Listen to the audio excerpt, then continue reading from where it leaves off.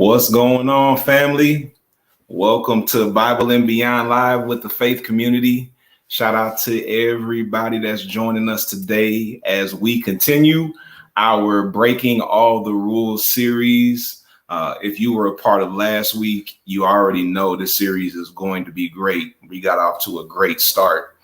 So we have just a few people from the ministry here today. We got Minister Tierney Jordan, and we got Minister Callie, and Pastor Myron, and Melanie, and we got my wife Pamela right here. We hanging out. What up, Blake? Good to see you, man. Good to see Grayson as well. When you come in, do us a favor, comment, let us know that you're here. Say hello. Please share the video. And then today, I have a special request. If you're on today, I have a special request. Please tag 5 people that you believe need to be a part of this. You don't have to put a comment. You don't have to put a blurb. Just tag them in the stream. And that can be your invitation to them to join us today for Bible and Beyond Live. So I want to go ahead and get into today's session. We're talking about gaping holes, which is the first chapter of my book, Breaking All the Rules. But before we get into that, at Bible and Beyond Live, we like to do a worship component as well. We have an amazing worship leader. Her name is Marielle Thomas, and Marielle is going to lead us in worship right now. Hey family, welcome to Bible and Beyond Live. We are so grateful that you are worshiping with us today. It's time for worship, and so as always, we love to bring y'all music that you can listen to the words. And so I think that this song is going to minister to you as it has ministered to me. And I just want to say I'm so grateful that God waited. So let's worship together.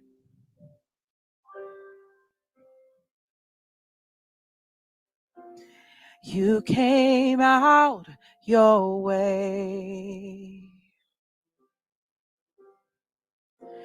You sat down to speak to me.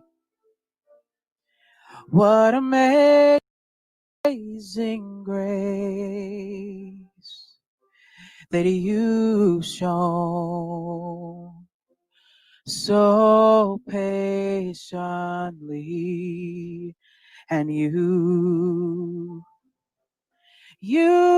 waited for me, just for me. Oh, you waited for me, just for me. You called out my name. Yeah. Knew my past, covered my shame. This amazing grace you shown so patiently, you shown so patiently,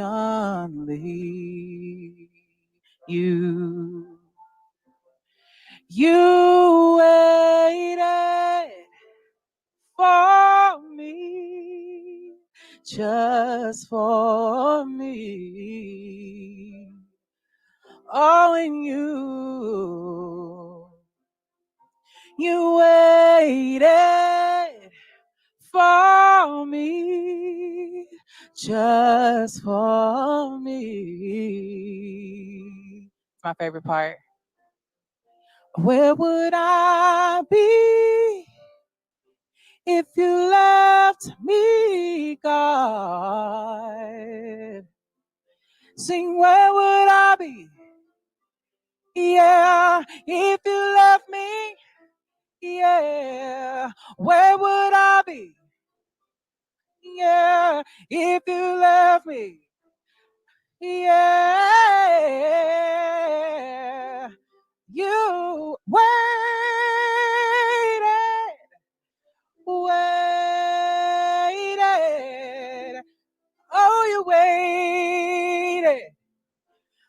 waited, you waited, you waited,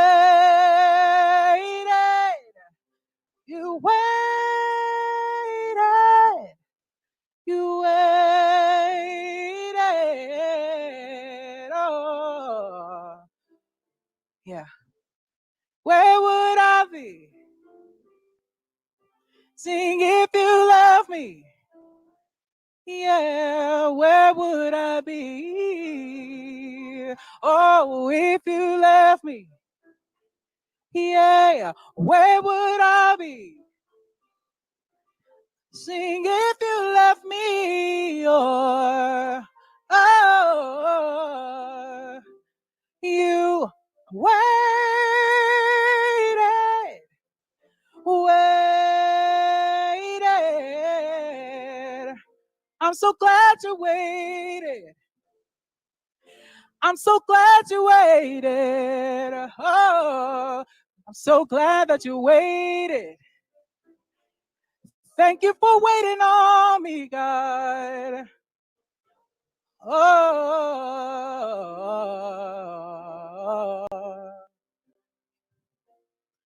where would I be if you left me, God?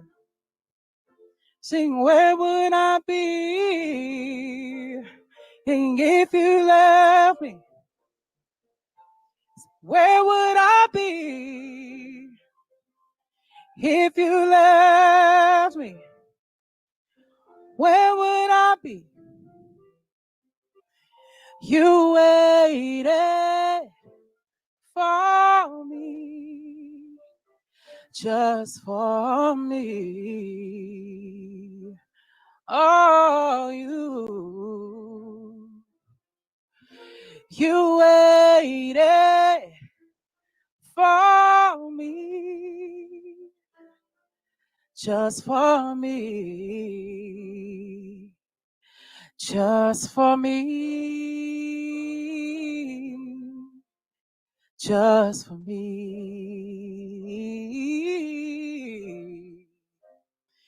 Jesus came and did it just for me. Just for me. Just for me.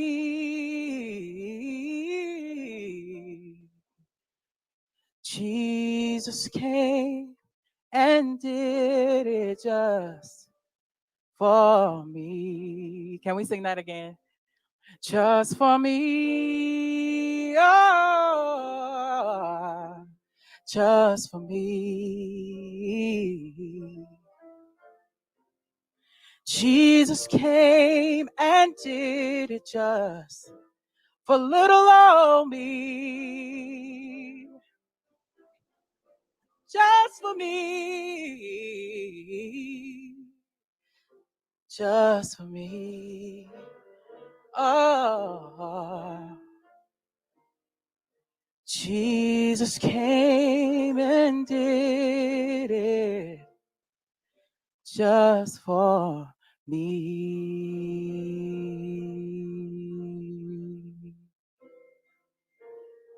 Oh,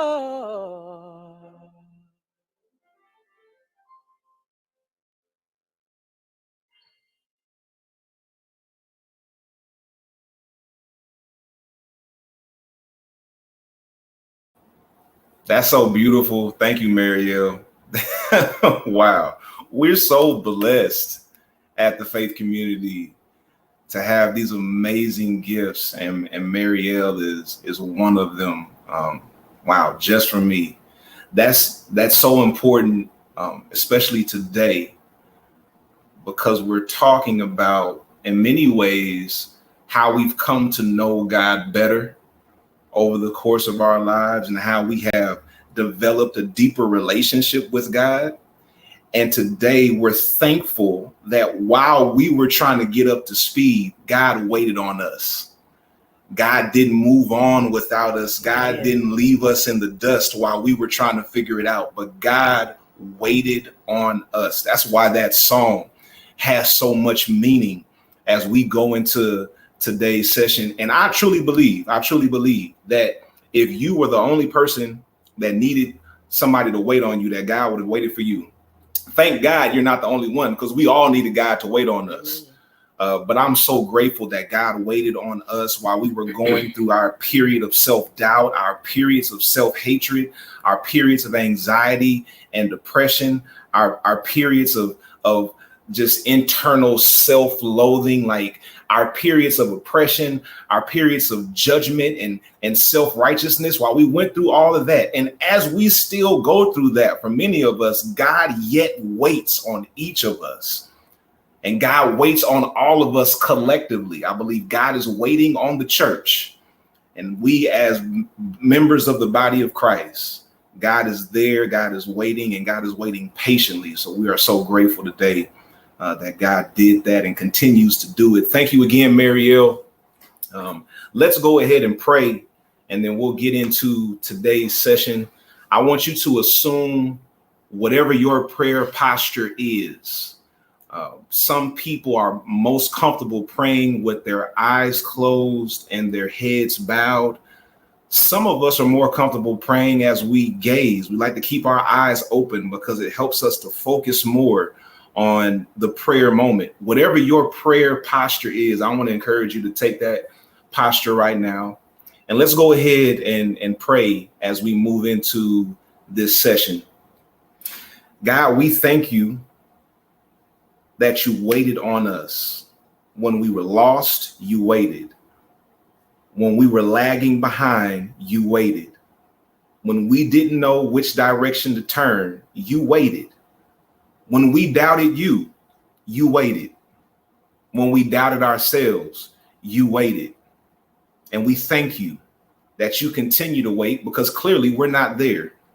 We're still working it out. We're still trying to figure it out, trying to understand and embrace the image of God in us. So we thank you that as we continue to develop that image of God in us, you continue to wait on us. Now, God, today we've come together to explore your word and what you have to say to us, and how you want to continue developing us as we grow closer to you. And we pray that this time would be a time of enlightenment, that this time would be inspirational, that it would be encouraging, and that also it would cause change. It would cause us to think about ways that we can go deeper in our daily lives with you. So we thank you again for all the people who have gathered here virtually to dig deeper into your word to us. It's in Jesus' name we pray. Amen. Amen. Amen. All right, y'all. I'm so excited because we're in part 2 of our Breaking All the Rules series. If you're not familiar with Breaking All the Rules, that is my book release that came out last month. And Breaking All the Rules, let me see if I can get it in there a little bit. Yeah. The lighting kind of, makes it a little bit. There you go. So that's the book. We're going through this 12-part series. We're in part 2 today. Breaking All the Rules, essentially, it provides us an introduction into Greatest Commandment theology, which is the groundwork for the faith community. It's the groundwork for my ministry. And it guides every aspect of our lives as individuals and corporately. So Greatest Commandment theology is so significant because it doesn't give you a list of rules that you're supposed to follow step by step, because rule keeping theological frameworks have failed many of us. And Breaking All the Rules and Greatest Commandment theology gives us another option to responsibly live out our faith. So it is literally an introduction to use wisdom in our daily lives, because the scriptures say that people perish for a lack of knowledge. I am of the mindset that sometimes knowledgeable people perish for a lack of wisdom, because wisdom is knowing what to do with the knowledge that you have. So breaking all the rules is an invitation for us to use that wisdom and come together in community and discern the voice of God among us. And last week, we started with the foreword of the book, which was written by my brother, Reginald Wayne Sharp Jr., who's the pastor of Fellowship Baptist Church in Chicago, Illinois. Shout out to Reginald Wayne Sharp Jr. He wrote an incredible foreword. We got into it last week and it was amazing. Please do follow him on every social media platform. That dude is awesome. So today we're getting into the meat of the book, and we're starting with chapter 1, which goes a little bit into my personal journey of how I got to this place in my faith, because I went through a serious evolution in my relationship with God. And what I chose to do with my personal journey is to share it with the community at large. Because sometimes people go through personal journeys and they keep it private. That's my journey for me. I'm not going to share it with everybody else. This is just between me and the Lord. And I understand that, because there is risk involved when you share your journey with the public. So this is not a knock against people who don't share it. I just chose to share it. And the faith community, those of us who are here, Tierney, Callie, Myron, Melanie, Pamela, we've all been through some type of journey that has led us to this point. So as we get into this discussion today about gaping holes, meaning the gaping holes in our theology that we discovered that led us to this point. We all come from different backgrounds. We all have different experiences that got us here. So I want to start off with this question before we really dig into the contents of chapter 1. And Callie, if you'll lead us off with this one, if you'll tell us, what is it that led you to this place of breaking all the rules, being meaningful, of being a part of the faith community and exploring this type of theology and this type of relationship with God? Callie, how did you get here? And then for those of you who are joining us in the chat, type in the chat, how did you get here? What led you to this place where you're here right now with this crazy heretical ministry that people think is just going to hell, but I believe we're really getting closer to God? How did you get here? Callie, tell us what are your thoughts? Yeah, and I think that is, first of all, it's like such a big question, right? And I think that there are a lot of different angles that I could take on it. But I think the story from my life that best captures like how I got here. It was my junior year in undergrad, actually, before I knew, I think, any of y'all. So I was a part of a athletic-y type thing outside of my university called Winter Guard, and we can get into a whole conversation about that later because I doubt many people here have heard of it. So I was in this competitive group outside of my university, and Winter Guard is really kind of a safe haven for queer people. And at the time, I was still so deep in the closet that I didn't know I was gay. So there were 3 guys in our group. All 3 of them were gay. We were led by my high school color guard instructor, who was gay. And then also the assistant guard instructor was lesbian. So here I was, little Christian Callie, up at this college studying to become a minister and whatnot. And I'm surrounded by all of the gays. And so I just hear them telling stories on breaks during at rehearsal weekends or whatever, talking about like the ways that they thanks, Grayson. Talking about the ways that they'd been hurt by churches, just for no reason other than the fact that they were gay. And so I just hear them telling all of these stories. And at one point I was just like, well, I can't let them know what I'm studying at school, or else they won't let me get to know them. They won't let me get close enough to them to love them. So then after kind of months of like working together and whatnot, we got to know each other, and I told them that I was studying to become a missionary or a minister. And they were just like, you're a Christian, but you're so nice to us. And for me, that moment was just like, wow, there's a serious problem if kindness from Christians surprises people. And for me, like, that's when I really started this process of wrestling of like, well, where are the holes in my theology that tell me that these people aren't worthy of my love, that they're just worthy of condemnation and being shunned and being treated horribly? Like, that just doesn't line up with who I am as a person. So then I guess, that was the top of the slippery slope, as it were. But yeah, that's what brought me here. Oh yes, the slippery slope. We have to always be careful of the slippery slope. Yeah, that's like, my mom, Tony Smith, for everybody who's with us today, she said it. What an indictment that people are surprised when they encounter kindness from Christians. That hurts me to my core, that people are surprised when they encounter kindness from Christians.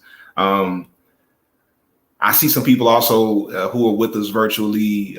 Caroline Self had a great comment that it was her exploring the question, what is sin, that led her to this point, which is a chapter in the book. We're going to get to it. Stick with us for this this series, because I think that's the chapter that I've gotten the most feedback about from people, that what is sin chapter.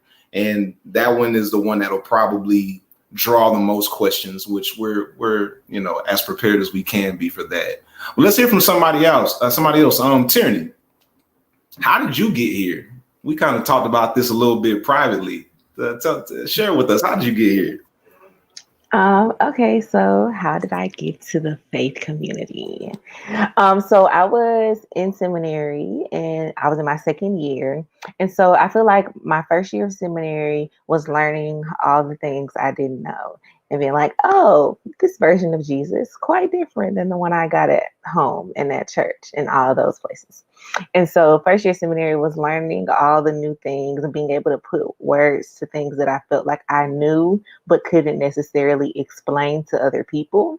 And so I felt like that's how my first year of seminary went. My second year of seminary was like, okay, I know the things that I believe now, and I know the things that I don't like anymore, but I don't know what to do with them. And if I take them back home, that's not going to work, because they don't want all the things I've learned in this first year of seminary if I go back to the tradition and the church that raised me. And so opportunity to serve and be here with all the cool people at the faith community presented itself to me. And at first I was like, okay, yes, that sounds like a good idea. I'm just going to do what the people tell me to and not say anything, because I don't want to say the wrong thing and like make somebody mad because I don't know all the things. And so I'm just going to sit and listen and observe, because I know a little bit, but I'm not there yet. And so like going throughout this journey and being able, because I'm the type of person, I like to be able to defend my positions. I like to be able to put words behind what I'm feeling. I don't want to just tell you I think such and such because I do and I like it and that's just what I want to say. I want to be able to like critically and analytically tell you this is what I believe and this is why. And so I think that's how I got here. So like I started seminary. I didn't know what I was getting myself into, because seminary is not Bible college, and that's a whole nother conversation. And so then once I got there and was like, oh, whole new world. Okay, here we go. And then like the questions just kind of came after that. And then once I found the answers to the questions, I found being more comfortable in using my voice and being able to stand behind them and solidify my opinion. Yes, ma'am. That's good stuff. I wanted to point out Angela. She said she's always wondered why some things in the Bible are applicable to today, but some things are outdated. How does that work? Angela, that is such a good question that we will address in this series. It's not the topic of discussion today, but man, when we get to that one, as a matter of fact, next week, our session is navigating biblical authority. So Tyranny's actually going to lead us in that session. So you definitely want to be here next week so we can dig into that question with a lot more intentionality. But I did want to acknowledge that question. And then to our friend on YouTube, what was the name of our friend on YouTube? Just commented that Cali chick, I think, said she doesn't. Yeah, that resonated with me real hard. Yeah, doesn't identify as Christian because you rock with Jesus, but the term Christian is not your cup of tea. Same. I'm careful when people ask me, am I a Christian? I say, well, how do you define Christian before I answer that question? Because I might not identify with what you call Christian. So, let's have a conversation about that. Like, just like you, I really get down with Jesus. But sometimes I want to make sure before I identify myself as a Christian, me and the other person understand what that means to both of us. So I totally understand that. Thank you for sharing that comment. Since that resonated with you, I want you to share with us, Pamela, how you got here, and then we'll move on. Well, no, I'm playing. No, you're not playing. You serious? Go ahead. Y'all get ready, because no, I'm not even. But there are two comments actually that resonated with me, and that Cali chick, that one, that's the one, because every time I see it on a checkbox, or every time somebody asks about it, or every time I hear other people thinking about it, the word Christian carries so much negative stuff. Like even talking about somebody being surprised that the Christians are nice. Like, I don't want to be associated with that. I'm cool. I'm gonna have to find something else to call myself. But I haven't out of my mouth said I was a Christian in a long time. The other thing to answer the question, I am like Corey. I feel like I have always been here. I have always been in this space. I feel like I was born in this space.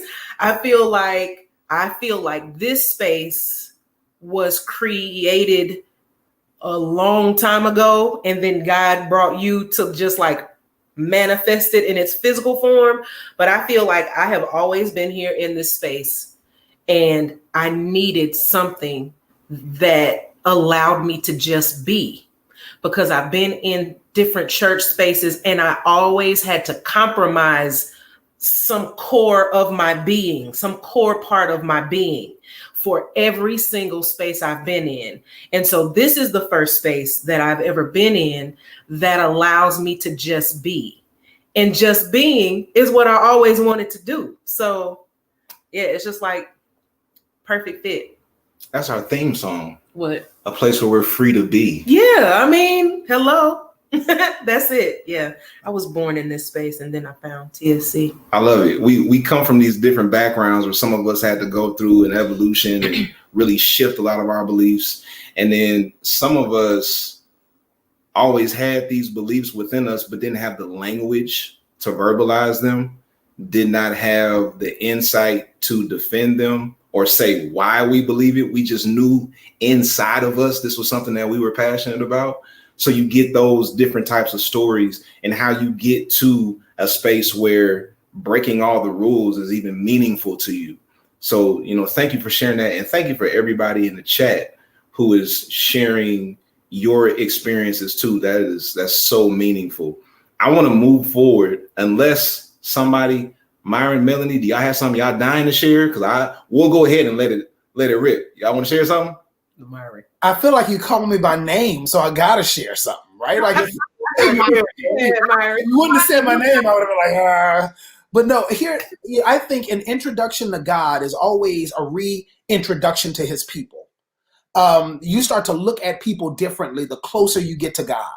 And Jesus said this, he said, I come not to the world to condemn the world, but that the world through me might be saved.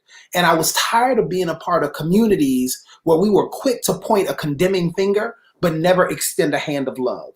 And so when I came to breaking all the rules, it was this idea of we've got to stop condemning people, because even Jesus said that wasn't his mission. But what we do need to do is figure out how to extend the hand so that folks can come closer to God by ultimately coming closer to us and building a strong community. So that's my thoughts on that. Yes, sir. Yes, sir. Many Christians have chosen condemnation over compassion and kindness. And that has caused so many issues in the body of Christ as a whole, just because we're more committed to the condemnation than we are to compassion and kindness. And hopefully breaking all the rules will help us to make that shift, right? So Myron, thank you so much. Thank you so much. Melanie, I heard you saying something. Do you want to jump in, or because you got a story too? Two things. Say them. So for me, when the performative version of what I was shown to be the way to Jesus became an issue for me, and I became more inquisitive, and then I was condemned for being more inquisitive, was when my journey began. And that was in high schoolish, going into college, really my last year in high school, getting ready to go into college. I said, this can't be Jesus. This cannot be the way. I mean, God is love. Why are these people putting all these stipulations on what it means to be accepted by him and loved by him? It was a whole long list of rules, to your point of us studying, breaking the rules. So when the performative overpowered the inquisitive for me is when my journey began. And that's why I'm so glad I found TFC, because now I feel like you welcome it, you encourage it. It's part of really our journey to really having a relationship with God, that inquisitive nature and asking questions and not knowing everything. And that's really beautiful to God, to not know, and for you to just dig deep to figure it out with like-minded people. So that was when mine started. Awesome. So you get a little bit of our stories. If you want to hear more of my story, make sure you grab the book, because I'll talk about that. We're not going to go deep into that right now, my personal story, because there's so much content here. And really, this is about all of us sharing our stories and not making the focus about my whole journey. My journey's in writing. Grab the book. But I do want to get into this piece on page 18, right, where that term embedded theology comes up again.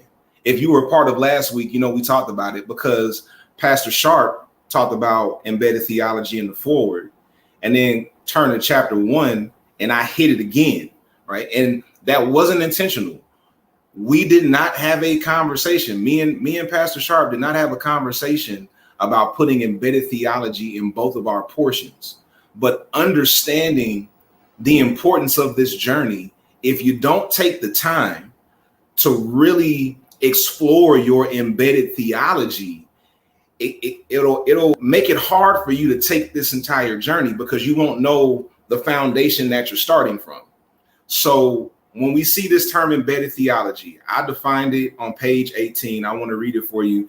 Embedded theology is defined as the perspective of God that my faith tradition instilled in me during my developmental years, which shaped my worldview.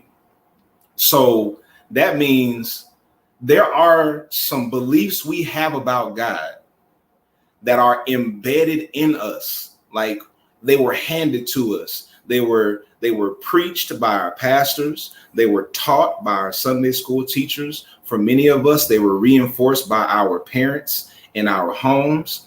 So we just have that stuff. And that's why, early stage development for children is so important. It's so important, because it becomes your hardwiring.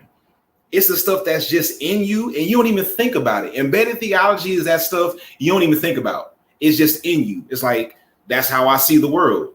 That's just what I believe. And many times we don't know why we believe it. We just do. That's what embedded theology is. And many of us who grew up in church, even if you didn't grow up in church, if you grew up in a house where there was a belief in a higher power or some divine being, you have an embedded theology. So I wanted to say that because many times when we hear the word embedded theology, if you've ever encountered this term before, many times we hear the word embedded theology and we think negative. We think embedded theology, bad, get rid of it.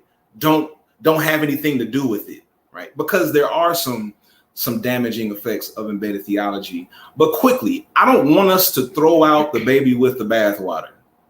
I don't want us to just completely discard of everything we ever learned and just start all over from scratch. Because for many of us, there are some things that we learned in our developmental years that were embedded in us that are actually beneficial.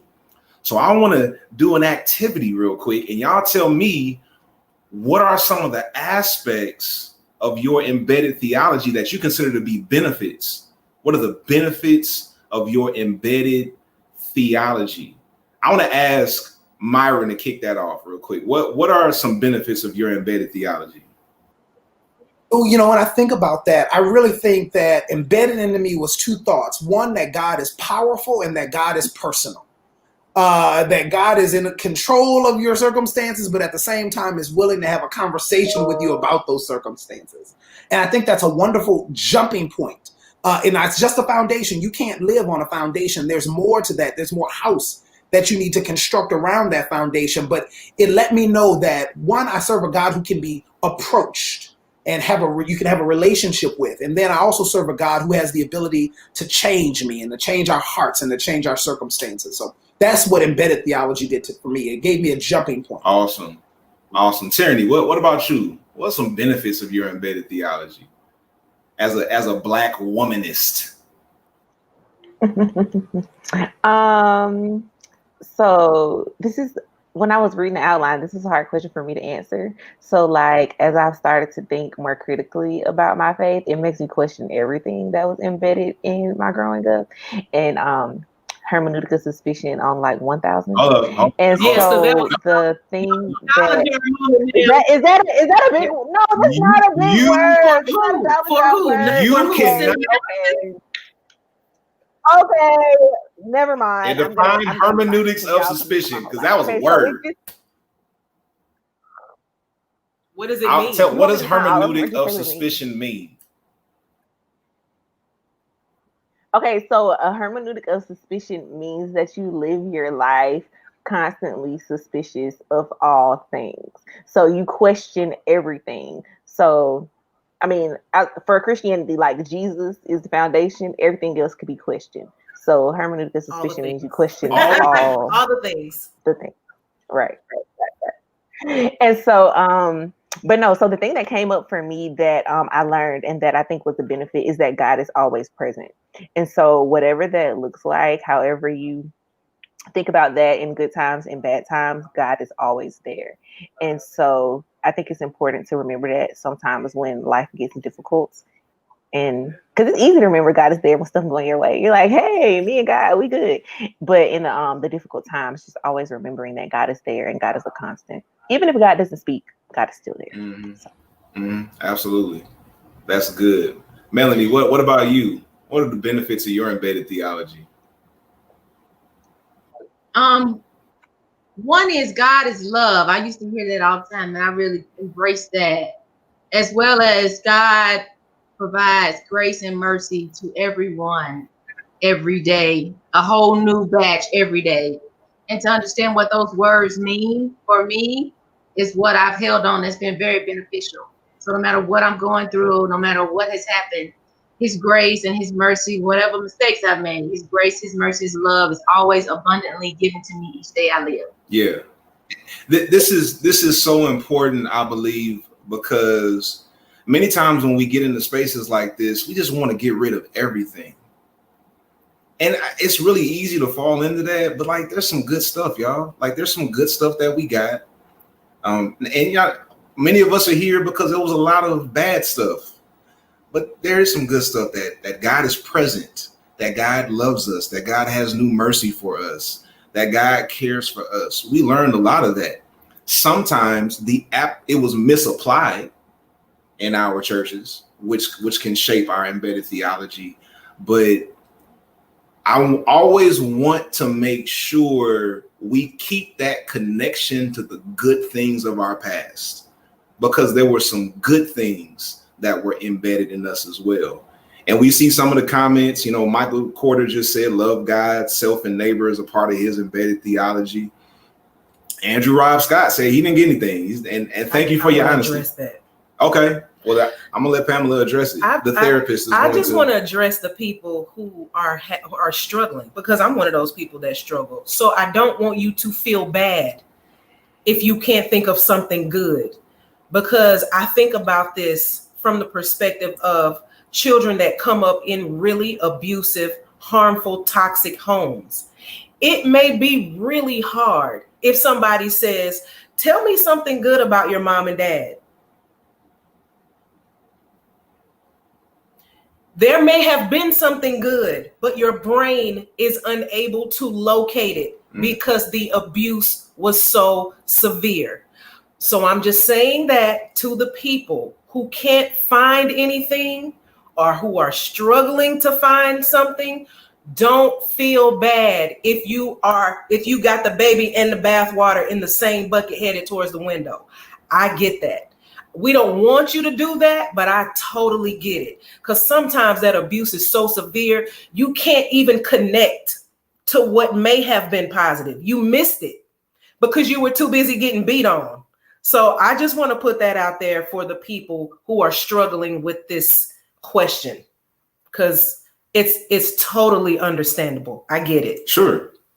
And actually, I'll talk about that a little bit in a second. Let's explore this next part, though, because you just bring up a great point that I want to jump on.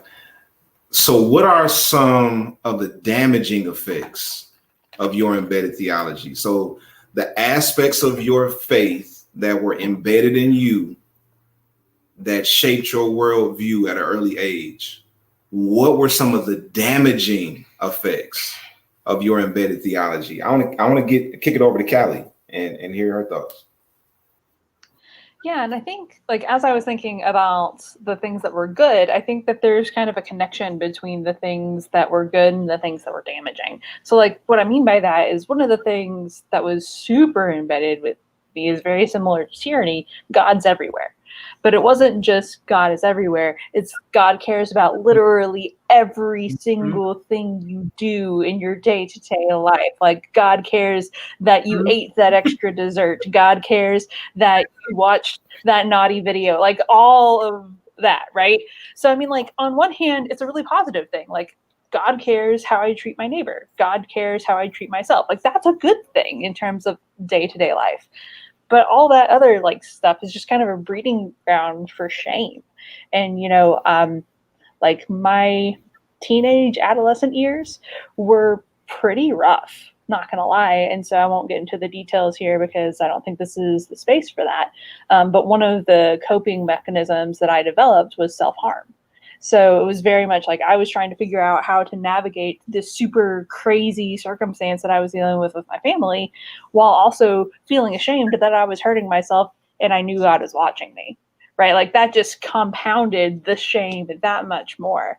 So it's like, how do we take the things that were good and keep them from getting spoiled? I think is more the question that I think about, right? Because like that idea of like God cares about what I do, I think that's fundamentally a neutral question. And I think it's more about how we interpret it and what we do with it that can create positive. That was so thoughtful. That was so thoughtful. Thank you, Callie. I love that.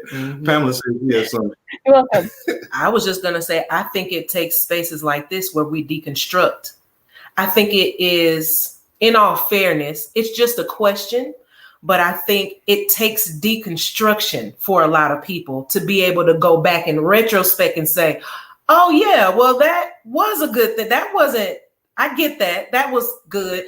But a lot of times it's so foggy, like you talked about the foggy window, like, or the foggy mirror, the dirty mirror. Sometimes we just have to get into breaking all the rules and deconstruct our theology before we can go back and say, oh, well, that was actually meant to be something good. It was just given to me the wrong way.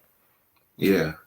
That I saw something in the chat from Joshua that just really messed me up, because Joshua took a portion of his embedded theology, which is harmful, but actually saved his life. Like, I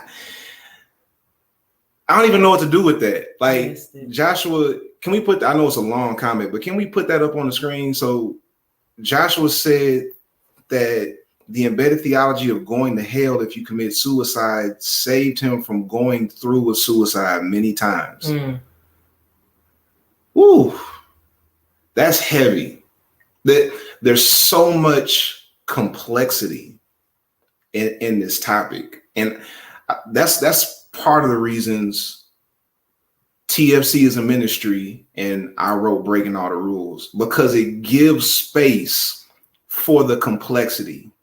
You have people here who say, yeah, there's a lot of good stuff about my embedded theology. Other people say, I can't think of anything. And then you got somebody who says, here was a negative about my embedded theology that actually saved my life. But it's like the toxic theology put Joshua in a position to want to commit suicide, but then at the same time kept him from committing suicide. That's a lot. What a paradox. Like what? That's a lot. Joshua, my heart goes out to you for even having to try to deal with that mentally, of that paradox of this is bad theology, but it kept me from killing myself at the same time. Wow. Wow. Melanie, what are some of the damaging effects of your embedded theology? Whew. One of them was anger. You're not supposed to get angry or you're going to hell. Don't even have a sensual thought or curiosity or you're going to hell. Another one that I dealt with was lying. I was told if you lie, you're going to hell. It was a lot of what you don't do. I never heard enough of what you could do. So those are just three of the ones that I can recall quickly that really, I would say, impacted the way I thought until I discovered TFC about a lot of just normal stuff that as humans we experience that I just felt really ashamed and guilty about because I was inquisitive and wanted to know more about it, just understanding. And it was like, oh my gosh, are you saved? You know, it was like that kind of question was posed to me for just even wondering why can't I get mad about something? It really pissed me off. So why can't I be mad about it? And it was like, no, that's not Christ-like. You know, I would hear stuff like that, or, you know, you're going to you're going to be condemned to the pits of hell if you have if you like a boy and you want to kiss him, or, you know, just little stuff like that, just normal stuff that I felt terrible about even having those thoughts about. So that's just a little bit, honey. I can tell you plenty, but we're gonna stop with that. Nah, I appreciate it. And still, the comments are coming in. You know, not questioning God or the Bible, self-hatred, low self-esteem, not good enough to be used by God. There's so many damaging effects of this rule-keeping theological framework that is used to control us. And for some of us, it's used to torment and torture us. Unfortunately, it can get that deep, which is why this work is so important to me, why this series is so meaningful, because I truly believe the work that we're doing here will save lives, that it won't put you in a place where you wonder if your life matters. Like anybody who's watching this, and I'm sorry, I should have given a trigger warning before I brought up Joshua's comment. I apologize for anybody who was triggered by that. I do want to come back and say that you matter. Your life matters. The reason that you're here is because God has a purpose for you. And if you keep living, you will discover that purpose. Even if people have denied you, even if people have rejected you, even if people have told you that you're not worth it, I guarantee you every single one of them is a lie from the pit of hell. God put purpose inside of you. God put love inside of you. God put power inside of you, regardless of who you are and where you come from, regardless of who you love and how you love, regardless of what your gender is, regardless of where you grew up. God has purpose for you, and your life matters. So I want to say that out the gate in case anybody has any struggles with that right now. Does anybody else want to share? Okay, Tierney, you got some damaging effects? Yeah, I just wanted to share one thing real quick. So the first thing that came up for me was this idea that God sends bad things to us to teach us lessons. So like whatever comes and like, oh well, you'll just learn from it and grow on the other side. No, God did not have to send something bad into my life to teach me to be a better person. One, bad things just happen because life does what life does, and that's a part of being a human in the world. So it has nothing to do with God sending bad things to teach me how to be better. Like that's not how it goes. And so I just really don't like that, because it's like people what like I don't like the idea of a God that wants to cause me harm to make me better. Like no, I just and so I don't get it, and I don't like it, and I don't like it either. That's called conditioning, negative conditioning. That's what that's called. Negative conditioning. Where you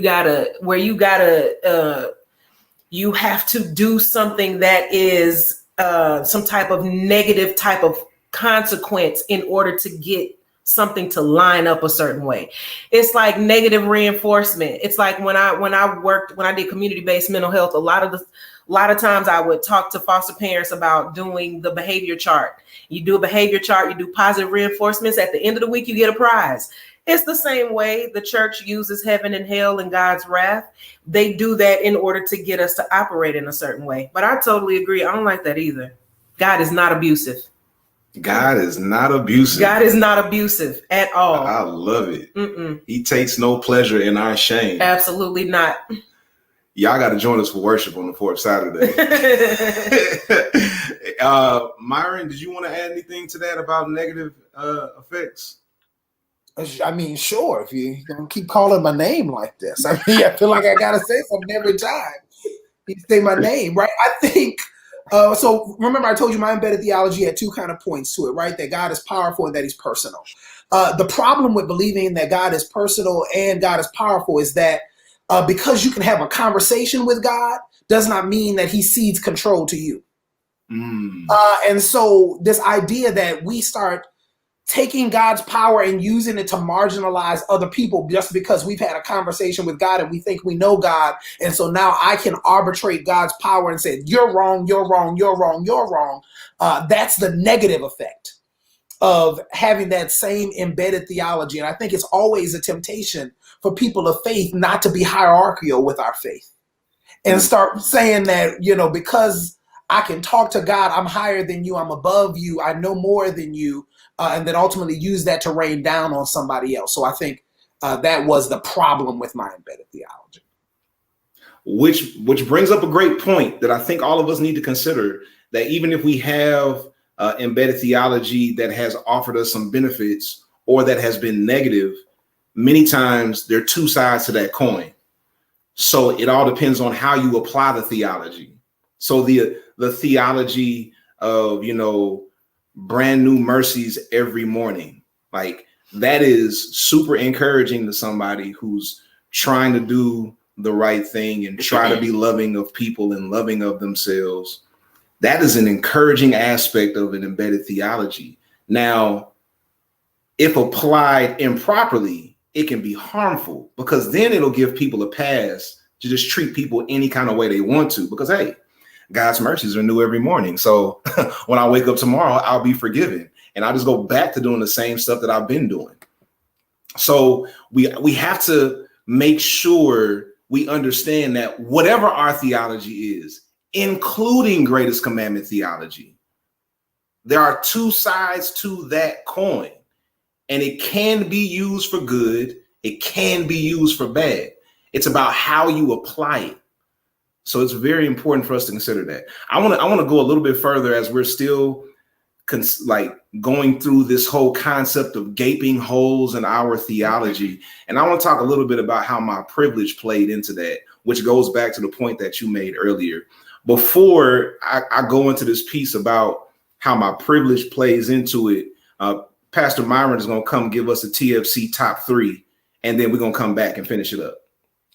All right, folks, we are pausing for just a minute. What they used to say, pause for station identification. We just want to give you a few announcements that we call the TFC Top 3. So be looking forward to this. The first thing is that TFC is in the middle of a giving campaign. So if you are being blessed in and through the ministry of the faith community, we want you to bless the faith community. So if you would like to give, there are 3 ways you can do that. You can give via Givelify, look for the faith community. You can go to our website, www.thefaithcommunity.org/give, or you can give through our Cash App, TFCATL. We want you to be a blessing to the faith community if the faith community is being a blessing to you. This Tuesday, number 2 on the top 3, this Tuesday, all roads lead to Holy Smokes. Holy Smokes is our monthly connection group. So grab a cigar, grab a cocktail, and grab your computer and meet us at 5 p.m. on Zoom as we have a conversation that is faith-based while we're having a cocktail and a cigar to enjoy. This Tuesday, we're going to be talking about, should we pray for 45? And when I say 45, I mean the president. Yeah, that's what I mean. Should we be praying for him? And so we'll have that conversation, a little bit about faith and politics on Holy Smokes this Tuesday. And then last is something that we're very passionate about here at the faith community. We know that we are just 30-something days away from Election Day, and we want to serve the community around us. So we have partnered with the New Georgia Project to be poll chaplains. You don't have to be a minister. You just got to be someone who cares to be a part of this poll chaplaincy project. It's not endorsing a candidate. It is just being a spiritual presence at the polls on Election Day. So if you'd like to be a part of that, please go ahead and text Disruptive to 31996, and you can get more information on how to be a part of that initiative. Now let's get back to breaking all the rules. Christian Smith, I'm tossing it back to you. Thank you, sir. Thank you. I appreciate that. And if you want to get the other announcements, when this is over, go back to the beginning of this video. You know, we have that countdown before we start. That countdown includes all of the announcements, including the ones that were shared here and the ones that we didn't have an opportunity to share. So that's how you can get the rest of them. So as we continue, thank you, Myron, for doing that. As we continue, still in chapter 1, gaping holes, embedded theology. I went through this process, y'all, of really unpacking my embedded theology and why I so easily accepted it. So I'm Black, I'm male, I am cisgender, which means I identify with the gender I was assigned at birth, right? I was assigned male at birth. Neurologically, I function as a male. I express myself as a male according to cultural standards. That's what cisgender means. The opposite word there would be transgender, which is somebody who doesn't identify with the gender they were assigned at birth. I'm also heterosexual. This is my wife. She is beautiful, and I like her a lot. Right. So I have all of these things playing for me. I was also the pastor's son. I'm a PK, preacher's kid. Shout out to all the PKs out there. The struggle is real. So I had all of these things that were playing for me as I grew up in the Black Baptist church.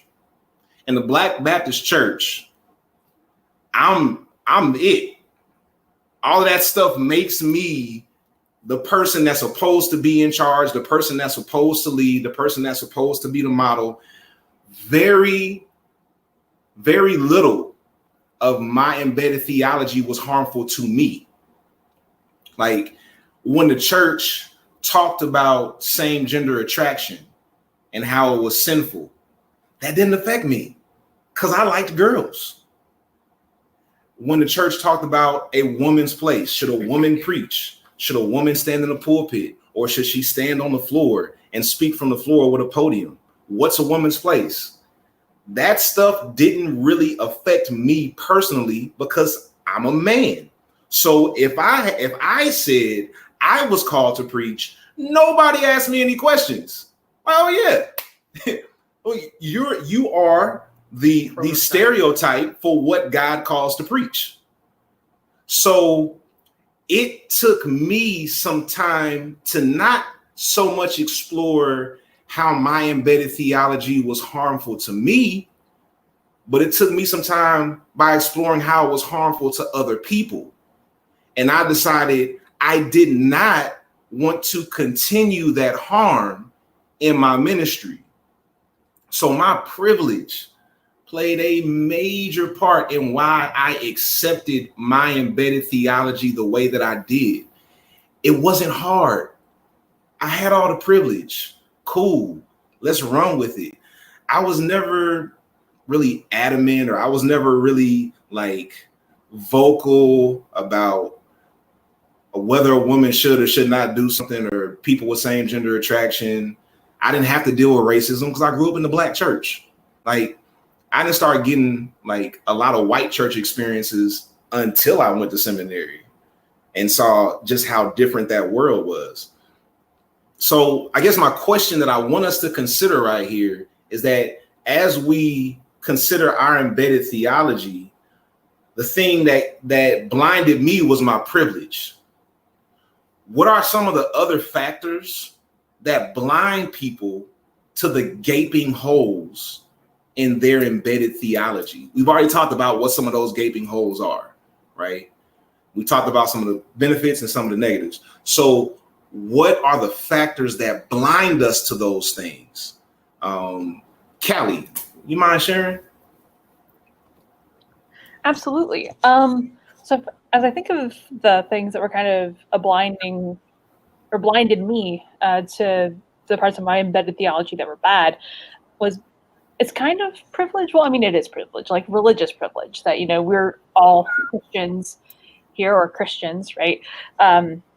Here. And so like our worldview is dominant. Like, I've been talking with my wife, Haley, about work policies because she's in HR, and like all the Christian holidays are already counted for in the holiday calendar, right? We have a lot of people at our place that are Jewish. We've got some people who are Muslim, right? But they have to jump through extra holes to get times off for their holy days, right? But I think like for me, where that kind of started is like a big hole was, again, that junior year in college. Man, that was a year. I took a class on called God's Mission, or the Mission of God, or something like that. And we read, oh God, I'm going to kick myself for not being able to remember this name, but it's Transforming Mission by David somebody or another. It's a classic in missiology. But anywho, we got to the chapter where it was talking about the Crusades, and that was the first time that the Crusades had been presented to me in such a way of like, oh no, the Christians were the bad guys in this. And they needlessly slaughtered hundreds of thousands of people. And I just remember sitting in class and just silently weeping. Is like, I have been blinded to how much pain that my religion has caused others throughout history simply because I thought it was the good guy religion, right? So I think for me, that was a huge part of deconstructing. Well, if this is what my faith has caused other people, then why am I still digging around in this? So just like, anyways, so I guess the big actual answer to your actual question, Christian, is the thing that blinded me was just thinking that my worldview was right. Like, this is the right religion. This is the right way to view things. And anyone who views it differently from me is just wrong. Yeah. Thank you for sharing that. And for those who are with us in the chat, please do share. What are some of the factors that you see that can blind people to the gaping holes in their embedded theology? And even mention it for yourself. I want to get Pamela to share some thoughts, and then we're going to have Myron share thoughts too. And then Tierney. I think that's something that caused a gaping hole in what's the whole question? Gaping hole. What are the factors that blind people to the gaping holes in their embedded theology? If I think about the faith community that I grew up in, I would have to say isolation. Robert just commented. It's the isolation of being in that bubble and not having the experience of the outside world and other people and things that are different and perspectives that are different. Hearing other people's stories, it can just put you in that place of thinking, oh, well, this is all that there is. This has to be right because everybody that I interact with thinks like this. Everybody that I interact with dresses like this. We all talk like this. We go to the same places and do the same things. And then what happens is when you come in contact with somebody who doesn't have that experience and doesn't live on the compound, it's like, whoa, what is that? That's wrong. That's hellish. That's demonic. That's of the world. So, then because we think that way, it causes us to treat people a certain way. So I have to say isolation. Yeah, you said something. You said compound, and it made me think that a lot of times when we think about compounds, we think about cults who go out to a physical space like Waco, or you think about a bunch of organizations that went out to physical compounds. The reality is, many of us never went to a physical compound, but we lived in a social compound. Mm-hmm. So while we lived in our homes amongst other people socially, we weren't allowed to interact with those people. We were told not to interact with them. So while they did not control our physical movement, the church controlled our social interaction. So many of us have to be delivered from being raised in social compounds, which is something that I think we definitely need to consider as we go through this process of exploration. Can I add something? I just wanted to say off of what you said about the compound, I always feel like when the more toxic the theology is, the less of a compound you have to have, because it's so damaging and it's so toxic that I don't have to put a leash on you. I just need to get control of your mind. You won't leave the yard if I get control of your mind. You don't need that stuff. You don't need those physical boundaries when somebody has your mind like that. Mm-hmm. Absolutely. Myron? I think it's so interesting that all of us are thinking along the same lines here, right? I'm thinking sociologically, community, that sometimes community will confirm your negative bias. I grew up in a church, and my mom is here, was baptized in a church that did not believe that women could preach.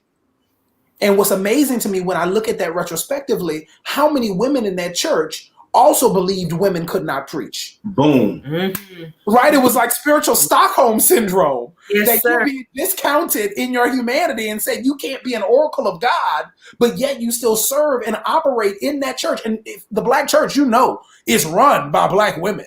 Okay? It's not run by Black men. Black men have positions of power, but they do not operate the establishment of the church. And here it is. They were treated as second-class citizens, can't touch the pulpit, but yet still participated in a system that boxed them out. So. Oh, yes. That's good. And my mom is here. She can confirm that. I don't know if she wants to, but she can. Hey, Mama Randall, we love you. Madam, all the things. You had something you wanted to say? What I was gonna say was pretty similar to what Pam said about the community that you keep, and like people have been saying in the comments. Personal aside, when you said physical compound versus social compound, if we was on Holy Smokes, I would have gave you air horns right there, just so you know. It was really good. But right. But yeah, that's all I was gonna say. I think the community that you keep, and if you stay inside that community, it's really easy to not care about one or know people who don't operate in that same community. So I think, like, even as we've been telling our stories, a lot of us went through this evolution once we left home, quote unquote, in some kind of way. So like going to college, going and making friends outside of that original community that you had. And so leaving that social compound and being able to expand your thinking without people condemning you at all aspects of that. Mm-hmm. Yeah, absolutely. Mel, did you want to share something? I totally agree that with the social compound. I think that's so brilliantly said, because that's exactly where the most of my bondage came from, the social aspects. I know earlier back in the day, Andrew had a comment about not being able to do the secular music and thinking that was the devil, and you're going to hell if you listen to secular music. And it's so funny because as an adult now, I find myself playing catch up because we couldn't even buy it like in the house. So it's like, I'm all about music. I listen to music all day long now because I feel free from that aspect. So that social compound is so profound. That's exactly what I experienced. Yeah. And as we move forward, we're gonna get to this last piece that I want to cover before we wrap up today. We got about 15 more minutes. And when I think about the social compound concept, I didn't have this like replayed in my head growing up. Like my pastor, who was my father, and my mother, they weren't telling me not to interact with people outside of the faith. That wasn't something that I heard from them, but I heard it as a part of my tradition. Like you don't talk to them Muslims, right? You don't talk to people from other religions. Don't get into those conversations. That's the social compound. Because the fear is if you talk to them and they infiltrate your mind, this is the way it's worded, they infiltrate your mind, they'll take you off the path. It's not a matter of them infiltrating your mind. What happens is the church doesn't want them to open your mind or activate your mind. Thank you, Pamela. Right? So it's a matter of don't talk to them because they might activate your critical thought as it pertains to the stuff we've been telling you. And then you're going to come back to us with questions that we're really not equipped to answer. So my journey of theological evolution, which is the basis of this chapter, Gaping Holes, like encountering that diversity in the spaces that I was in, especially when I went to seminary. And I went to a seminary where there were so many different traditions represented. I had an opportunity to attend ITC. And ITC is an interdenominational theological center at Morehouse University. And that was something a part of me wanted to get a Morehouse education and be a part of that tradition. But when I thought about it, I said, nah, I don't want to just go to school with a bunch of Black people who come from my tradition. And I shared that with Pam. I want to go somewhere where there are people who have totally different background from me and see God in a totally different way. And let's see what happens when I get into that space. And now look at us now. Now look at you. It's terrible, terrible, terrible.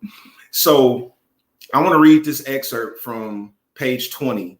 And we're going to close on this thought as we consider the question that comes from this. So as I went through that period of diversity on page 20, this second chapter, it says, this forced me to come to grips with the reality that I was conditioned to use my critical thought in every aspect of my life, except for my theology.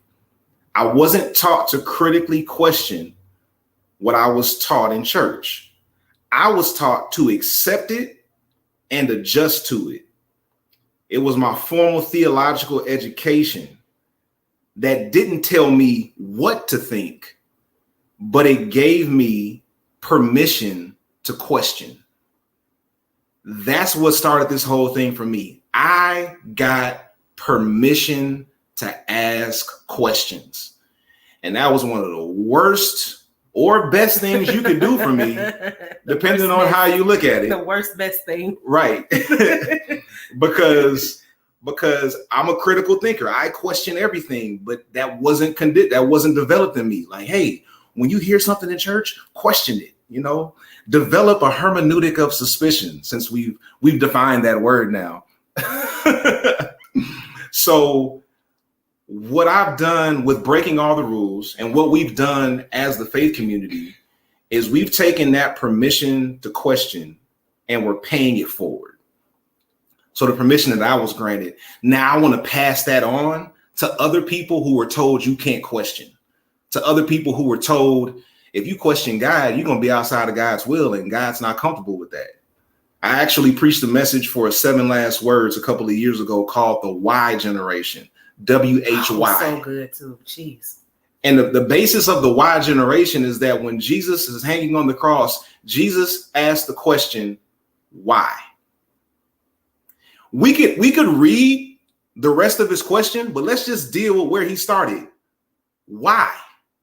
So if Jesus can ask the question why, and we celebrate him every year during the 7 last words for asking the question why are we condemning generations of people who want to ask the same question? Are we not following in the way of Christ when we ask the question why? Right? So here's my question, because what we're doing is important work. We need to ask these questions. We need to dig deeper into our faith, because that's what makes our faith stronger. We cannot confuse a stiff faith with a strong faith. Many of us have stiff faith. Like, I'm holding strong, like a tree planted by the rivers of water. I shall not be moved. Your faith is stiff. When really God is causing you to develop the strength of your faith by allowing for some flexibility. For your faith to get stronger, it's like a muscle. You have to break it down and it comes back stronger. The questioning process helps you to break down your faith. So we're paying that forward. We're paying that forward and giving everybody the permission to ask questions without condemnation. So here's the question that we need to consider. As we get into this questioning experiment, this questioning journey, the question I want all of us to consider is, what should be the end goal of our critical questioning about our theology and spirituality? And the reason I ask that question is because I don't want us to get into the habit of questioning just for the sake of questioning. Like, what is the actual end goal of the critical questioning that we're doing here at the Faith Community, that those of us who got the book, that we're doing with the book? What is the end goal? Melanie, do you have anything you want to share? And if you're in the chat, please share. What's the end goal as you go through this process? Wow, I was still contemplating when you were talking, like, what is the end goal? What comes to mind for me is a closer relationship with God, the Creator, a closer understanding and clarity about why you're on this earth. What is your purpose? Everybody says that word, but do we do the work to dig in to figure out what that is for us? So asking questions and being in open, sacred spaces like this that allow us to do that will get you closer to not only being authentically yourself, but being everything God created you to be. And that means you got to question and understand who He is, so then you're in a position to love who you are, and then you're able to love others for who they are. So it's a lot of layers to this. That's why when I was thinking, I'm still thinking, but this is what comes to mind right now. Like, how powerful that is to start asking questions. Your love, your understanding of who God is starts with your questions. That's the most beautiful thing I've learned at TFC. Wow. I feel like I'm free. Like, I'm literally naked in the sense of spiritually, from the perspective of I can be authentically all that I am, flaws and all, and God can use every bit of it if I allow myself to connect with Him in a way that I was not allowed when I was in the embedded theology. So that's what comes to mind just off the top of my head. That's great. Yeah, that is awesome. Great. That is the root of exploring your love for God. I love that, Melanie. That's awesome. And then again, shout out to everybody that's with us. Even on thank you to everybody on YouTube. My auntie Janice, Dion, that chick Callie. Thank y'all so much for being a part of Bible and Beyond Live today. Anybody else? Madam, all the things. What should be the end goal of our critical questioning? I think the end goal is reconstructing a theology for yourself that's not toxic. And I think that that's an end goal that's never ending, because you don't know everything. There's always more to learn. Therefore, there's always more questions to ask. And so if you're on this constant journey of recreating and reconstructing a theology for you and the way that you see God, I think that means you're going to always be asking. Oh, that's good. That's so good. Madam, all the things. Thank you so much. She always says all the things. Always. Pamela. I'm riding with T. She said what I was gonna say. Okay. I was gonna say deconstruction. So There it is. And deconstruction and reconstruction. And reconstruction. That's what because I feel like that's what TFC has helped me do. Deconstruct and reconstruct. So I'm all the way with Tierney on that. Yep. So to not just get caught up in the deconstructing, but as I deconstruct, what am I reconstructing? What is it gonna look like? Yeah. What does it look like on the other side? Yep. Yeah. And I feel like I'm not like pushing back against you this whole time, but I always make space for people who are not looking to reconstruct. As the religious trauma therapy, some people's trauma is too much for them to reconstruct and reconnect in that way. They have to find something else to connect to.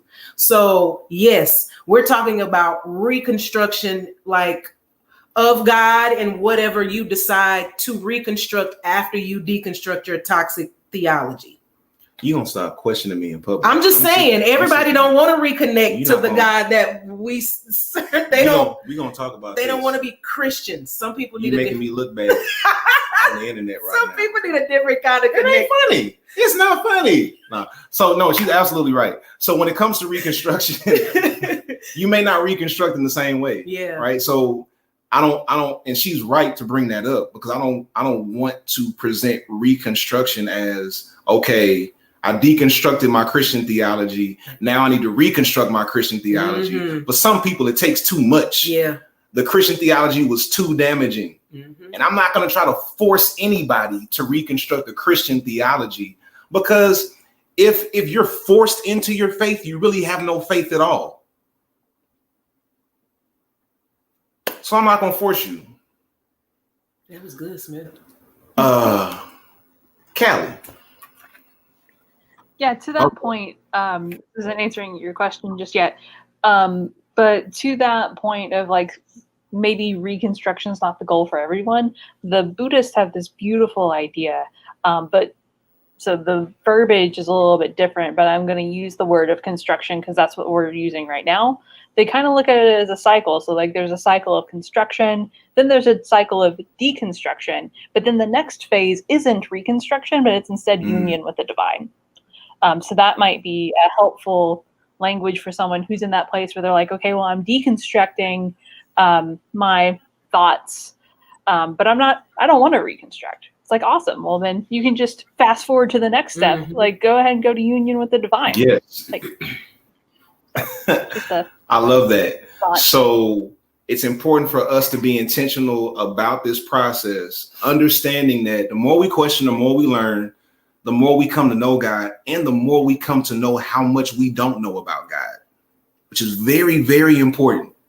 And this is one of the challenges for people who embrace greatest commandment theology. You can get real elitist really quick when you evolve and start questioning and thinking in different ways. And then you start looking down on people who don't think the ways that you think. Don't do that. Do not do that. Listen to me. All right. I wrote the book, so take it from me. Do not get into this mindset of I've evolved past everybody else and now I got it figured out. No, we're on a journey. We're in a process. And I want to say something and then we're going to wrap it up, because Pamela had an incredible revelation last week that she shared with me about our ministry. And Pamela said, and this might be right. You always do this. This might be a trigger warning because it deals with adoption and foster children.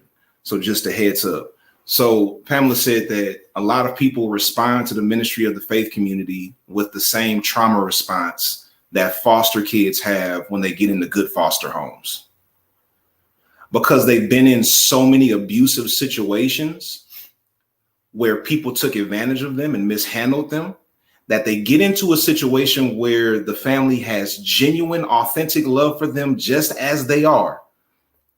But because this is unfamiliar to them, it feels wrong. Like they're so used to the dysfunction that when somebody says, I love you and I mean it and I'm not trying to change you, it's like, oh no. So you have foster kids who get into good homes and they can't receive the love that the foster parent is trying to give them. So they try to schedule a birthday party for the kid and they reject it. Like, what is this? All of this love, all of this fun. No, keep it away from me. And they'll sabotage the situation that they're in because it's unfamiliar. And the challenge that she made to me, and I'll extend it to all of us, is that when people encounter this space, this community of love where I love you as you are, just as you are, when somebody responds with that trauma response, don't react to the trauma. Just keep loving them. Don't get offended because they didn't receive your love. Just keep loving them. Don't tell them that something is wrong with them because they didn't receive your love. Just keep loving them. Just keep reinforcing, because it takes time. It takes a change of habit. It takes time to reinforce, and consistency. Exactly. It takes time to reinforce that. And if you consistently just keep loving, not I'm trying to change you, not I'm trying to get you to think differently, I just love you. That's it. Eventually, people will see that your love is genuine. Now, don't go through your journey of evolution with the intent of trying to change somebody else. Let me say that again. Don't go through your journey of evolution with the intent of trying to change somebody else. Work on you. Because if you make your journey about getting somebody else saved, about getting somebody else delivered, about setting somebody else free, if you don't do that for them, you will feel like you're a failure, when really you should be focusing on yourself. Let them see you go through the process. Let them see you experience the change. Let them see you live life abundantly. I promise you, eventually, they'll want to come around. And if they don't, it'll be okay, because you weren't doing it for them anyway. You were doing it for you and your relationship with God. So as we go through this questioning process, here's what I want to leave us with, and I'm going to kick it over to Myron to close us out. Let's explore these questions together with purpose and on purpose. Don't disrupt. We're a disruptive ministry. Don't disrupt merely for the sake of disruption. Disrupt for the sake of healing, peace, wholeness, justice, compassion. Disrupt for the sake of creating what Dr. Martin Luther King Jr. called the beloved community. That's why we disrupt. That's why we question. That's why we do the things we do. We're truly trying to create the beloved community. And when you live in community, you have people who see things differently. You have people with different backgrounds and life experiences, and all of that needs to be brought into the equation, which is why Greatest Commandment Theology doesn't just give you what to think. It doesn't just tell you what to think. It gives you a framework for how to use wisdom and how you live your life. And then Pamela's going to come in real quick before you go to Myron. She always does this to me. real quick. I was just going to say that chick Callie said exactly what I was going to just hint on. The word for me that I use with my clients all the time is grace. We have to give people grace. When you think about coming from rule-keeping theology, where everything is structured for you, all of the decisions are made for you, everything is lined out, there's nothing for you to think about. And TFC offers freedom. That is a very scary thing for people to step outside of that strict, confined rule-keeping theology, because it gives them a sense of control. It gives them a false sense of control to have all of those rules. And then you offer them freedom with looser boundaries and a framework. That's scary. And a lot of people come to the faith community and see that freedom or see somebody else free, and it frightens them because it feels like they don't have any control over their life. So that word grace, y'all, grace, give yourself grace, give other people grace. You know, when you do stuff like this, it makes it hard for people to not call you First Lady, right? Okay. I just wanted to drop that in there. It makes it hard, but it doesn't make it impossible. Be encouraged. They're going to call you that anyway. First Lady, everybody. Myron. Yeah, I'm going to take over at this point. I don't want no damage to happen to your life here on camera, Smith. Folks, what a great affirmation we have received today. The right to ask questions. it's so interesting that even sometimes God asks us questions. And when God asks us questions, it's usually the start of reimagining our future and our relationship with the divine. Think about it. When Moses was on the backside of that desert, God asked him, "What's in your hand?" And he answered, and ultimately he reimagined his relationship with God, and it led him to leading the children of Israel out of Egyptian bondage. Think about Ezekiel. Ezekiel was in a valley of dry bones, and God asked him the question, "Can these bones live?" And that answer ultimately allowed Ezekiel to see life happen in a very dry place. As Christian Smith mentioned just a few minutes ago, even Jesus asked the question on the cross, "Why, God, have you forsaken me?" And that question allowed to God reconnecting with humanity and humanity reconnecting with God in a very, very real way. To be a part of the faith community is to be a part of a community that is not afraid to ask questions and not afraid to have our answers questioned. So here at the faith community, we want you to do just that. We want to ask you a question. The question we want you to ask yourself is this, rather. How do I love myself more? How do I love my neighbor more? And then ultimately, how do I allow that love to express my love for God? So this invitation is an invitation for you to love, to ask the question, how do I love myself more? How do I love my neighbor more? And ultimately, how do I love my God more? If you'd like to know a little bit more about the faith community, if you'd like to respond to this invitation, if you want to know how to love yourself more, love your neighbor more, love your God more, we just ask you to text the word disruptive to 31996. Text the word disruptive to 31996. You're not committing to anything but a conversation as we ultimately invite you to love yourself more, to love God more, and then love your neighbor more. This has been a wonderful experience, friends. Thank you for joining us. If you would, whatever your posture of prayer is, if you would get into that particular posture as we pray and leave to meet again next week. Get in the posture of prayer. Precious and wonderful Lord, we thank you for the opportunity to gather together to explore your truth. Thank you for giving us permission to ask questions, hard questions. Help us to realize, God, that if we know all the answers, we don't need faith. And if we've got faith, then ultimately we don't need all the answers. We thank you for the work that you are doing in our lives. We thank you for the work that you are doing through the faith community. Bring us back together at the appointed time. It is in the name of your son, Jesus, that we pray. Amen and thank God. Folks, we'll see you again very soon. Thank you for joining us here at the faith community. We look forward to you logging on again. Have a wonderful, wonderful afternoon.